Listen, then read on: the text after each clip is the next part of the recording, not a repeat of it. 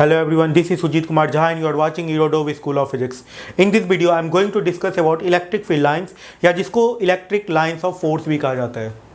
Electric field lines एक काफ़ी important concept है क्योंकि इलेक्ट्रिक फील्ड को बताने के लिए ग्राफिकल रिप्रेजेंटेशन की ज़रूरत पड़ती है और graphical representation of electric field lines है। इलेक्ट्रिक फील्ड लाइंस पर जब आप टेंजेंट ड्रॉ कीजिएगा तो वो इलेक्ट्रिक फील्ड के डायरेक्शन को बताएगा। किसी आइसोलेटेड चार्ज पार्टिकल के कारण इलेक्ट्रिक फील्ड लाइंस कैसे क्रिएट होता है, सबसे पहले हम लोग ये देख लेते हैं। आइसोलेटेड पॉजिटिव चार्ज के कारण, आइसोलेटेड निगेटिव चार्ज के कारण।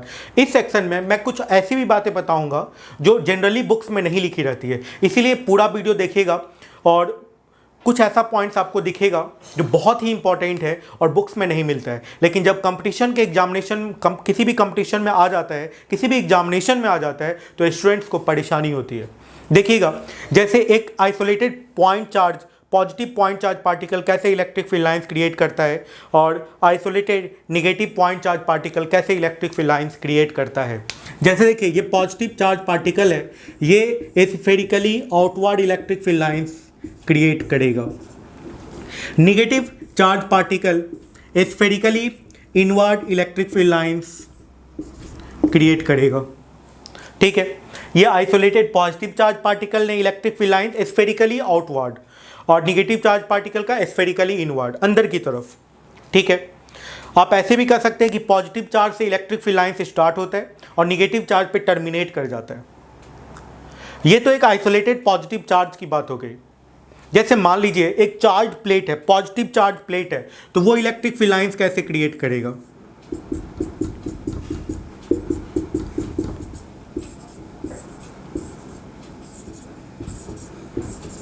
कुछ इस तरीके से क्रिएट करेगा। जहां पे इलेक्ट्रिक फील्ड का वैल्यू 0 होता है वहां पे इलेक्ट्रिक फील्ड लाइंस अब्सेंट होते हैं। देखिए, जैसे कंडक्टर के अंदर, ये जैसे कंडक्टर है,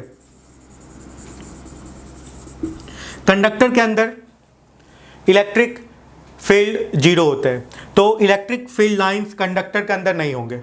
ठीक है, बाहर होगा और परपेंडिकुलर इंसिडेंट करता है। ठीक है, जैसे ये इलेक्ट्रिक फील्ड लाइंस है, ये परपेंडिकुलर इस पे इंसिडेंट होगा। इस पे आईटी में क्वेश्चन आ भी चुका है। परपेंडिकुलर इंसिडेंट होगा कंडक्टर पे, इलेक्ट्रिक फील्ड लाइंस किसी कंडक्टर पे परपेंडिकुलर इंसिडेंट होता है और परपेंडिकुलर एमिट होता है।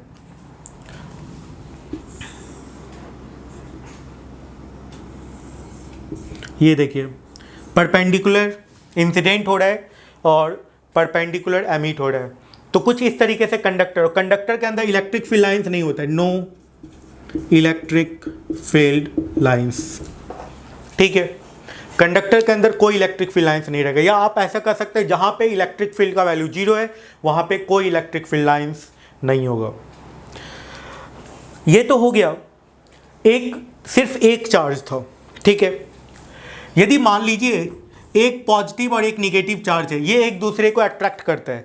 इस अट्रैक्शन को आप इलेक्ट्रिक फील्ड लाइंस के मेथड से कैसे समझिएगा, ये समझिए। पॉजिटिव चार्ज से इलेक्ट्रिक फील्ड लाइंस निकलेगा, निगेटिव चार्ज पे एंड कर जाएगा। पॉजिटिव चार्ज से निकलेगा, निगेटिव चार्ज पे एंड कर जाएगा। तो कुछ इस तरीके से इलेक्ट्रिक फील्ड लाइंस एमिट होता है और टर्मिनेट होता है, ऐसा कुछ है। किसी पॉजिटिव चार्ज के लिए इलेक्ट्रिक फील्ड लाइंस दूर जाता जाएगा। इनफाइनाइट पे किसी भी क्यू चार्ज का जो इलेक्ट्रिक फील्ड 0 होता है वो इनफाइनाइट पे जाके 0 होता है, तो इनफाइनाइट पे इलेक्ट्रिक फील्ड लाइंस, इनफाइनाइट तक इलेक्ट्रिक फील्ड लाइंस ट्रेवल करता है। ठीक है, एक और बहुत ही इंपॉर्टेंट पॉइंट, इलेक्ट्रिक फील्ड का जो स्पीड होता है वो लाइट के स्पीड से ट्रेवल करता है। मतलब यदि इलेक्ट्रिक फील्ड लाइंस जनरेट हो रहा है, कोई पॉजिटिव चार्ज, किसी सेक्शन में पॉजिटिव चार्ज जनरेट हो गया, तो उससे जो इलेक्ट्रिक फील्ड लाइंस निकलेगा वो लाइट के स्पीड से ट्रेवल करेगा। ये इंपॉर्टेंट पॉइंट है, नोट कर लीजिएगा, लाइट के स्पीड से ट्रेवल कर लेगा। जैसे ऐसा सोचिए, ये पॉजिटिव चार्ज, ये पॉजिटिव चार्ज है, यदि आप इसको सर्टेन हटा दीजिए तो इस पर जो लगने वाला फोर्स है वो सर्टेन नहीं हटेगा, थोड़ा सा टाइम लगेगा। जब तक इलेक्ट्रिक फील्ड लाइंस यहाँ से अब्सेंट नहीं होगा, मतलब यहाँ इससे जो इलेक्ट्रिक फील्ड लाइंस निकला था, जब तक वो इस पे ख़त्म नहीं होगा तब तक इस पे फोर्स लगता रहेगा। ये बहुत इंपॉर्टेंट पॉइंट है। ऐसी वर्मा की यदि बुक बनाइएगा तो ऑब्जेक्टिव में इस पे क्वेश्चन दिया हुआ है, देखिएगा आप। ठीक है, और भी कुछ अच्छी किताबें बनाइएगा तो आपको मिलेगा। ठीक है, इलेक्ट्रिक फील्ड लाइंस या इलेक्ट्रिक फील्ड लाइट के स्पीड से ट्रेवल करता है। देखिए, तो कुछ इस तरीके से ये दो, एक पॉजिटिव एक नेगेटिव चार्ज एक दूसरे को अट्रैक्ट कर रहा था, लेकिन यदि दो चार्ज एक दूसरे को रिपेल करेंगे तो इलेक्ट्रिक फील्ड लाइंस कैसे बनेगा ये देख लेते हैं। देखिएगा, दो पॉजिटिव चार्ज एक दूसरे को रिपेल कर रहे हैं तो इलेक्ट्रिक फील्ड लाइंस कैसे बनता है। ये एक पॉजिटिव चार्ज है, ये एक पॉजिटिव चार्ज है,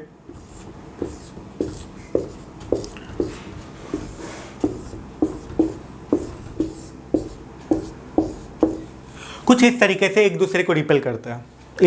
दो पॉजिटिव चार्ज इस तरीके से spherically outward electric field lines होता है तो ऐसे क्रिएट हो रहा है और ऐसे करके ये रिपेल कर रहे हैं। कहीं पे एक पॉइंट ऐसा होगा जहां पे इलेक्ट्रिक फील्ड का वैल्यू 0 होगा, जहां पे इलेक्ट्रिक फील्ड लाइंस एब्सेंट होंगे। देखिए, एक पॉजिटिव एक निगेटिव और एक निगेटिव चार्ज एक दूसरे को कैसे रिपेल कर रहा होगा, फिर से वैसे ही इलेक्ट्रिक फील्ड लाइंस बनेगा, लेकिन अब स्फेरिकली नहीं, मतलब इनवर्ड होगा। इसका जो डायरेक्शन होगा कुछ निगेटिव चार्ज की तरफ होगा इलेक्ट्रिक फील्ड लाइंस का। ठीक है, spherically electric field lines, spherically outward electric field lines या spherically inward electric field lines या आइसोलेटेड चार्ज पार्टिकल या स्फेरिकल बॉडी, चार्ज बॉडी के कारण बनता है। ठीक है, यहाँ पे स्फेरिकल नहीं बनेगा, यहाँ पे कुछ इस तरह का बनेगा। ओके, तो ये तो बात हो गया इलेक्ट्रिक फील्ड लाइंस क्रिएट कैसे होता है। इसमें एक और पॉइंट मैंने बताया, कोई कंडक्टर को यदि इलेक्ट्रिक फील्ड लाइंस में रख दिया जाए, when a conductor is placed in electric field lines, then electric field lines incident perpendicular to the surface of conductor, और जब इलेक्ट्रिक फील्ड लाइंस निकलेगा तो वो परपेंडिकुलर टू द कंडक्टर निकलेगा। ठीक है, मतलब इंसिडेंट भी होना है परपेंडिकुलर टू द कंडक्टर और वहाँ से एमिट भी करना है perpendicular to the surface of conductor, एकदम नॉर्मल। ठीक है, समझिए।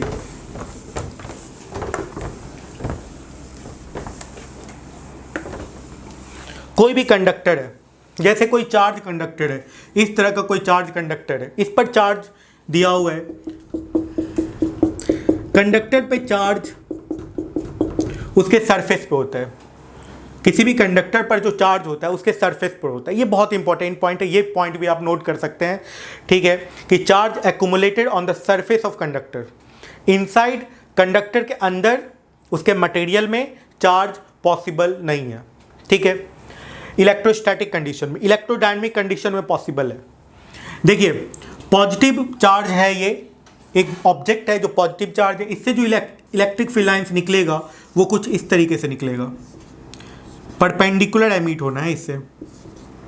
एनसीईआरटी पे इस पे क्वेश्चन दिया हुआ है एडिशनल एक्सरसाइज में, आप बना सकते हैं उसको। किसी भी कंडक्टर से जो इलेक्ट्रिक फील्ड लाइंस एमिट होता है वो perpendicular to the surface of conductor emit होता है। ठीक है, कुछ इंपॉर्टेंट पॉइंट हम लोग सीख लेते हैं। इलेक्ट्रिक फील्ड लाइंस पर जब हम टेंजेंट ड्रॉ करते हैं तो इलेक्ट्रिक फील्ड के डायरेक्शन को बताता है, ये फर्स्ट पॉइंट था। Number of electric field lines जो है मैग्नीट्यूड ऑफ चार्ज पे डिपेंड करता है। बहुत ही यूनिक पॉइंट मैं बता रहा हूं, कोई भी क्यू चार्ज जो इलेक्ट्रिक फील्ड लाइंस क्रिएट करता है that is equal to Q by epsilon naught, याद रखिएगा। ठीक है, कोई भी क्यू चार्ज पार्टिकल जो इलेक्ट्रिक फील्ड लाइंस क्रिएट करता है उसका वैल्यू कितने के बराबर होगा, क्यू बाय एप्सिलॉन नॉट के बराबर होगा। ठीक है, अब जैसे 2q चार्ज पार्टिकल कितना इलेक्ट्रिक फील्ड क्रिएट करेगा, जैसे N dash equal to 2q by epsilon naught होगा तो ये 2n होगा, है ना। जैसे 3q charge particle 3n electric field lines create करेगा। इसका मतलब है यदि 1 coulomb charge particle n electric field lines create कर रहा है तो 2 coulomb charge particle 2n electric field lines create करेगा, 3 coulomb charge particle 3n electric field lines create करेगा, इस तरीके से होगा। 5 coulomb charge particle 5n electric field lines create करेगा। इस तरीके से आप number of electric field lines निकाल सकते हैं। ये जो एक तरीके से फॉर्मूला आप कह सकते हैं, ये गॉस ने प्रूफ किया है, गॉस का दिया हुआ है। ठीक है, तो इलेक्ट्रिक फील्ड लाइंस के बारे में हम लोग यहाँ पे सीख रहे हैं, लेकिन ये सब जो है ये एक इलेक्ट्रॉनिक चार्ज सबके लिए अप्लीकेबल नहीं है। ये तब अप्लीकेबल है जब कम से कम n का 1 वैल्यू हो, तो आप निकाल सकते हैं मिनिमम चार्ज कि आप इलेक्ट्रिक फील्ड लाइंस को डिफाइन कर सकें। ठीक है, तो कुछ ऐसा है। इलेक्ट्रिक फील्ड लाइंस में अब हम लोग आगे बढ़ते हैं और सीखते हैं इलेक्ट्रिक फील्ड लाइंस का properties of electric field lines. ठीक है, तो फर्स्ट प्रॉपर्टी में आप ये लिख सकते हैं कि tangent to the electric field lines gives the direction of electric field. Okay, और सेकेंड प्रॉपर्टी में आप लिख सकते हैं कि number of electric field lines depends upon magnitude of charge. Third property में लिख सकते हैं electric field lines never form closed loop. वैसे क्लोज्ड लूप बनाता भी है, मैं ये भी बता देता हूं आपको। ठीक है, जब इंड्यूस्ड इलेक्ट्रिक फील्ड होगा, ये इलेक्ट्रोमैग्नेटिक इंडक्शन में पढ़ना है इंड्यूस्ड इलेक्ट्रिक फील्ड के बारे में। इंड्यूस्ड इलेक्ट्रिक फील्ड के केस में electric field lines close loop बनाता है। इंड्यूस्ड इलेक्ट्रिक फील्ड के केस में, पॉइंट नोट कर लीजिए, इंड्यूस्ड इलेक्ट्रिक फील्ड के केस में electric field lines close loop बनाता है। बहुत इंपॉर्टेंट पॉइंट मैं बता रहा हूं। ठीक है, लेकिन इलेक्ट्रोस्टैटिक्स में जो अभी हम लोग पढ़ने वाले हैं, इलेक्ट्रोस्टैटिक्स में गॉस लॉ, कैपेसिटर, इसमें क्लोज लूप नहीं बनाएगा। इसलिए बुक्स में आप देखिएगा लिखा रहेगा electric field lines never form close loop, लेकिन induced electric field lines close loop बनाता है। मैं ये भी एक्सेप्शन भी आपको बताते जा रहा हूं। ठीक है, electric field lines close loop नहीं बनाता है। ठीक है, लेकिन इंड्यूस्ड इलेक्ट्रिक फील्ड लाइंस जो कि इलेक्ट्रोमैग्नेटिक इंडक्शन में पढ़ना है, जो जब वो बताया जाएगा उस समय ये बताया जाएगा कि वो क्लोज लूप बनाता भी है। ठीक है, तो वहाँ पढ़ना, वहाँ पे देखेंगे डिटेल में बताया जाता है वहाँ पे। ओके, तो इलेक्ट्रिक फील्ड लाइंस, दो electric field lines never cross, two और more electric field lines never cross each other. देखिए why, because at the point of cutting there are two tangent can be drawn and tangent show the direction of electric field, so you can say that और किसी भी point पर जो electric field होगा वो तो एक ही डायरेक्शन में होगा, तो किसी पॉइंट पे दो डायरेक्शन तो इलेक्ट्रिक फील्ड का होगा नहीं। तो आप कह सकते हो कि ये पॉसिबल नहीं है कि two electric field lines cross each other, because at the point of crossing there are two tangent can be drawn which gives two direction of electric field. This is not possible. तो कुछ ऐसा है electric field lines का ये property. और भी सीखते हैं हम लोग इलेक्ट्रिक फील्ड लाइंस के बारे में। इलेक्ट्रिक फील्ड लाइंस जो है वो इक्विपोटेंशियल सरफेस का कॉन्सेप्ट देता है। इक्विपोटेंशियल सरफेस, देखिए आगे हम लोग पढ़ेंगे इलेक्ट्रिक पोटेंशियल के बारे में। तो इलेक्ट्रिक फील्ड लाइन से जो परपेंडिकुलर प्लेन होता है that is called equipotential surface. Equipotential surface, ठीक है। तो perpendicular to the electric field lines equipotential surface बनता है। तो इक्विपोटेंशियल सरफेस का कॉन्सेप्ट आपको इलेक्ट्रिक फील्ड लाइंस से पता चलता है, ठीक है। तो ये सब कुछ प्रॉपर्टी था चार्ज का, ठीक है। आगे अब हम लोग बढ़ते हैं इलेक्ट्रिक फील्ड लाइंस में जो number of electric field lines cross करेगा किसी भी एरिया के through that is called electric flux. Electric flux के बारे में अब हम लोग सीखते हैं कि व्हाट इज इलेक्ट्रिक फ्लक्स और कैसे इलेक्ट्रिक फ्लक्स को डिफाइन किया जाता है। देखिएगा इलेक्ट्रिक फ्लक्स क्या होता है।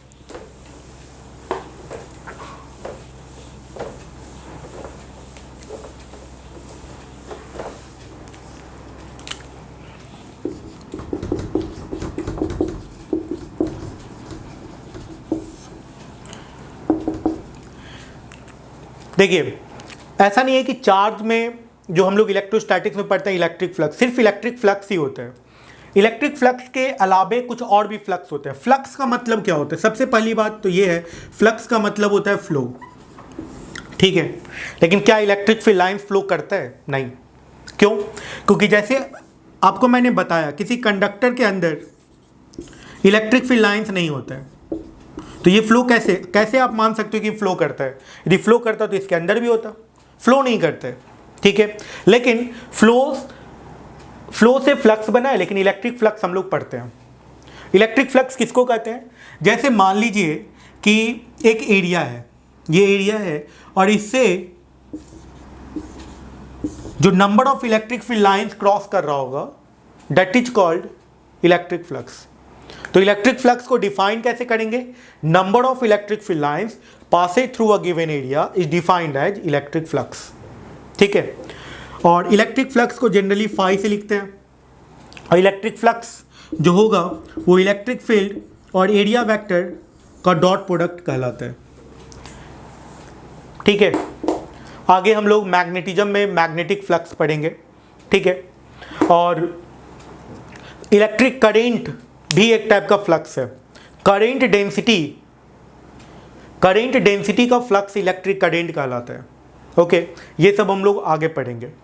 जो स्टूडेंट टारगेट बैच के हैं उनके लिए इंपॉर्टेंट बात है कि मैग्नेटिक फ्लक्स होता है magnetic field into area, electric current होता है करेंट डेंसिटी इनटू एरिया, वो भी एक टाइप का इलेक्ट्रिक करेंट भी एक टाइप का इलेक्ट्रिक फ्लक्स है। ठीक है, करेंट डेंसिटी का फ्लक्स है। ओके, और मैग्नेटिक फ्लक्स होता है magnetic field into area. Fluid flux, fluid में भी एक फ्लक्स पढ़ना है। ठीक है, जो भी 11th के स्टूडेंट है फ्लूइड मैकेनिक्स में इक्वेशन ऑफ कंटिन्यूटी पढ़े होंगे, A1 V1 equal to A2 V2, A1 V1 equal to A2 V2। वहाँ पे फ्लो जो है फ्लूइड का flux A1 V1 AV, V जो है वेलोसिटी ऑफ फ्लूइड है, इसको कहते हैं fluid flux. Fluid flux area into velocity of flow. ठीक है, तो ये सब कुछ फ्लक्स हो गया। फ्लक्स मैंने इसलिए बता दिया आपको कि फ्लक्स ऐसा नहीं है कि सिर्फ इलेक्ट्रोस्टैटिक्स में भी है, में ही है, कहीं कहीं पे और भी जगह फ्लक्स आपको पढ़ना है। जैसे मैग्नेटिज्म में मैग्नेटिक फ्लक्स पढ़ते हैं, फ्लूइड में फ्लूइड फ्लक्स पढ़ते हैं। ओके, इलेक्ट्रिक करेंट में हम लोग करेंट डेंसिटी का फ्लक्स पढ़ते हैं जिसको इलेक्ट्रिक करेंट कहा जाता है। ठीक है, ये सब हम लोग आगे पढ़ेंगे। तो कुछ इस तरीके से हो गया इलेक्ट्रिक फ्लक्स। ये तो एक वो एरिया के लिए हुआ जो कि डिफाइंड एरिया था। यदि बहुत स्मॉल एरिया होगा तो उसके चलते जो फ्लक्स होगा वो भी बहुत स्मॉल होगा। ठीक है, और एक और पॉइंट, यहाँ पर जो इलेक्ट्रिक फ्लक्स हम लोग देख रहे हैं ये इलेक्ट्रिक फील्ड और एरिया का डॉट प्रोडक्ट है। लेकिन यदि इलेक्ट्रिक फील्ड और एरिया वेक्टर में एक एंगल बन रहा हो तब जो इलेक्ट्रिक फ्लक्स होगा that is equal to EA cos theta. वैसे भी आप जानते ही हैं दो वेक्टर का जो डॉट प्रोडक्ट होता है AB cos थीटा होता है, जहाँ पे थीटा जो है क्या है A और B के बीच का एंगल है। इस तरीके से आप डॉट प्रोडक्ट लिखते हैं। तो फ्लक्स का वैल्यू कितने के बराबर हो जाएगा, EA cos theta. Small area के लिए जो फ्लक्स होगा, ठीक है, मान लेते हैं ये छोटा सा एरिया है, इसके थ्रू E है, ये एरिया का डायरेक्शन है। ठीक है, DA है, ये इलेक्ट्रिक फील्ड है, ये एंगल थीटा है। तो यहाँ पर जो फ्लक्स होगा d phi that is equal to EDA cos theta, है ना। फिर इसका इंटीग्रेट करके आपको इलेक्ट्रिक फ्लक्स यदि किसी ऑब्जेक्ट के लिए निकालना है, किसी सरफेस के थ्रू निकालना है तो आप कैलकुलेट कर सकते हैं। ठीक है, जिसको हम लोग आगे सीखेंगे। ओके, इस पे हम लोग एक एग्जांपल कर लेते हैं। देखिएगा, एग्जांपल हम लोग करते हैं।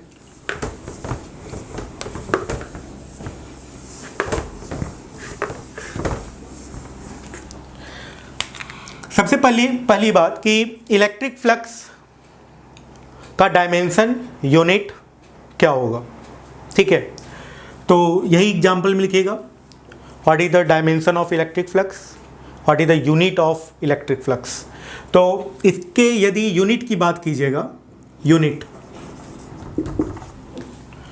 तो यूनिट क्या हो जाएगा, फ्लक्स का वैल्यू क्या है, इलेक्ट्रिक फील्ड इनटू एरिया, और इलेक्ट्रिक फील्ड का यूनिट क्या होता है, न्यूटन पर कूलम्ब, एरिया का मीटर स्क्वायर। तो फ्लक्स का यूनिट क्या हो जाएगा, न्यूटन मीटर स्क्वायर पर कूलम्ब। ये हो जाएगा इलेक्ट्रिक फ्लक्स का यूनिट। ओके, इसके यदि डायमेंशन की बात कीजिएगा,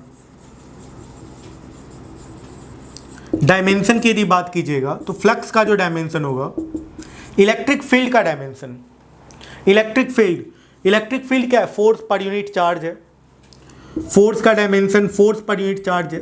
थोड़ा डिटेल में मैं बता देता हूँ। फोर्स पर यूनिट चार्ज है इलेक्ट्रिक फील्ड और एरिया, यही है ना। तो इलेक्ट्रिक फोर्स का क्या होता है ML2 MLT minus 2 MLT minus 2, और चार्ज का क्या होता है AT, और ये क्या है एरिया, एरिया का क्या होता है L2। तो यहाँ से आप इलेक्ट्रिक फ्लक्स का डायमेंशन लिख सकते हैं बहुत आसानी से। तो इलेक्ट्रिक फ्लक्स का डायमेंशन क्या आ जाएगा, यहाँ से आप कैलकुलेट कर लीजिए, ठीक है। क्या आ जाएगा ML3T-3 A-1, ठीक है। ये आ गया इलेक्ट्रिक फ्लक्स का डायमेंशन, ओके। तो यहाँ से बहुत आसानी से इलेक्ट्रिक फ्लक्स का डायमेंशन आ गया। एक और पॉइंट, इलेक्ट्रिक फ्लक्स स्केलर है या वेक्टर है। जब दो वेक्टर का डॉट प्रोडक्ट से इलेक्ट्रिक फ्लक्स मिल रहा है, इलेक्ट्रिक फील्ड और एरिया वेक्टर के डॉट प्रोडक्ट से आपको क्या मिल रहा है इलेक्ट्रिक फ्लक्स। तो इलेक्ट्रिक फ्लक्स चूंकि दो वेक्टर के डॉट प्रोडक्ट से मिल रहा है और दो वेक्टर के डॉट प्रोडक्ट से मिलने वाला क्वांटिटी स्केलर होता है, तो इलेक्ट्रिक फ्लक्स कैसा क्वांटिटी हो गया, एक स्केलर क्वांटिटी हो गया। तो इलेक्ट्रिक फ्लक्स में आप लिख सकते हैं कि electric flux is a scalar quantity. ये पॉइंट आप नोट कर सकते हैं, ये कौन सा क्वांटिटी होगा, स्केलर क्वांटिटी होगा इलेक्ट्रिक फ्लक्स, ठीक है ना, ओके। तो इलेक्ट्रिक फ्लक्स के यूनिट और डायमेंशन की बात हो गई, ठीक है। और हम लोगों ने देखा कि छोटे से एरिया के थ्रू इलेक्ट्रिक फ्लक्स कितना होता है, E/dA cos थीटा d∅ का वैल्यू हम लोगों ने लिखा था। एक दूसरे एग्जाम्पल पे चलते हैं, ये तो यूनिट और डायमेंशन से रिलेटेड था, ठीक है। अब सेकेंड एग्जाम्पल पे चलते हैं। आपको बताना है कि इलेक्ट्रिक फ्लक्स इस केस में कितना होगा जब इलेक्ट्रिक फील्ड का वैल्यू इतना दिया हुआ है, इलेक्ट्रिक फील्ड दिया हुआ है EX I cap, EY J cap, EZ K cap, और एरिया वेक्टर दिया हुआ है AX I cap, AY J cap, AZ K cap. अब इस केस में फ्लक्स लिखना है आपको, तो फ्लक्स लिखना आसान है। कितना हो जाएगा इलेक्ट्रिक फ्लक्स इस केस में, इन दोनों का डॉट प्रोडक्ट कर दीजिए तो I डॉट I1 होता है, लेकिन I डॉट J 0 होता है, तो क्या हो जाएगा EX AX, EY AY, EZ AZ। ये हो जाएगा इलेक्ट्रिक फ्लक्स का वैल्यू, ठीक है, ओके। तो इस तरीके से आप डॉट प्रोडक्ट से इलेक्ट्रिक फ्लक्स कैलकुलेट कर सकते हैं। थर्ड एग्जाम्पल पे चलते हैं। थर्ड एग्जाम्पल है कि एक इलेक्ट्रिक फील्ड दिया हुआ था 2I cap 3J cap plus 4K cap newton metre square newton पर कूलम्ब, ऐसा दिया हुआ था। इलेक्ट्रिक फील्ड का ये इक्वेशन दिया हुआ था 2I cap plus 3J cap plus 4K cap Newton पर कूलम्ब, ठीक है। और एक स्क्वायर्ड है जो कि एक्स एक्सिस पे रखा हुआ है YZ प्लेन में, ठीक है। एक स्क्वायर्ड है of area 2 metre square placed in YZ plane. तो फ्लक्स कितना होगा, फाइंड फ्लक्स। तो इस केस में फ्लक्स कितना होगा इलेक्ट्रिक फ्लक्स, देखिए YZ प्लेन में प्लेस्ड है। एरिया क्या होता है, सरफेस से एरिया वेक्टर का जो डायरेक्शन होता है वो सरफेस से परपेंडिकुलर होता है। तो जब YZ प्लेन में एरिया प्लेस्ड है, ठीक है, तो एरिया वेक्टर जो होगा वो एक्स एक्सिस के लॉन्ग होगा। एरिया वेक्टर किस डायरेक्शन में होगा, एक्स एक्सिस के लॉन्ग, ठीक है। तो ये जो एरिया है ये क्या लिख सकते हैं आप 2I कैप मीटर स्क्वायर, ऐसा हो सकता है। अब आप इलेक्ट्रिक फ्लक्स आसानी से निकाल सकते हैं, कितना हो जाएगा 4 न्यूटन मीटर स्क्वायर पर कूलम्ब। इस तरीके से इलेक्ट्रिक फ्लक्स आ जाएगा, देखिए आसानी से आ गया। तो ये तरीका है इलेक्ट्रिक फ्लक्स कैलकुलेट करने का, ठीक है। ये थर्ड एग्जाम्पल था इलेक्ट्रिक फ्लक्स पे। तो ये हम लोगों ने आज पढ़ा है इलेक्ट्रिक फील्ड लाइंस के बारे में, और हम लोगों ने पढ़ा है इलेक्ट्रिक फ्लक्स के बारे में। नेक्स्ट क्लास में हम लोग सॉलिड एंगल के बारे में स्टडी करेंगे कि सॉलिड एंगल कितना होता है, कैसे कैलकुलेट किया जाता है। Thank you.